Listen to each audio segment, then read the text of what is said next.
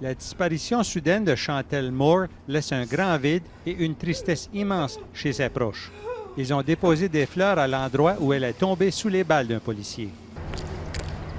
C'est le Bureau des enquêtes indépendants du Québec, avec l'aide de la GRC, qui doit faire la lumière sur ce qui s'est passé. 8 enquêteurs ont été dépêchés à Edmundston. Ce matin, 2 d'entre eux étaient sur place pour interroger des voisins de Chantel Moore. Dans ce dossier-là, qui implique le service de police d'Edmundston, probablement la GRC était peut-être habilitée au Nouveau-Brunswick à faire peut-être ce genre d'enquête-là en général.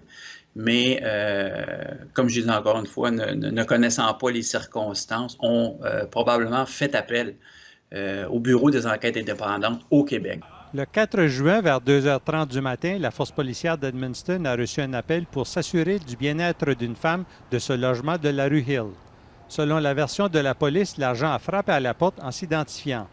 Mais Chantel Moore est sortie armée d'un couteau et s'est dirigée de façon agressive vers le policier.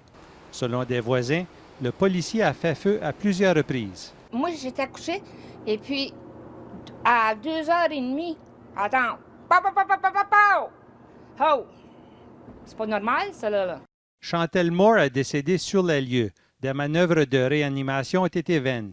Une autopsie sera pratiquée sur le corps de la victime. Comme dans n'importe quel dossier, ils vont examiner la scène avec les techniciens, avec les enquêteurs du BEI.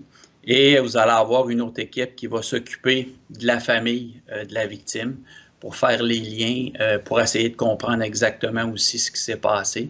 Et vous allez avoir d'autres enquêteurs qui vont, eux, être des enquêteurs de fait. Les questions sont nombreuses au lendemain de la tragédie. Comment une opération policière en apparence simple a pu déraper de la sorte? Il faudra attendre plusieurs mois avant de connaître les résultats de l'enquête. Ici Bernard Lebel, Radio-Canada, Edmundston.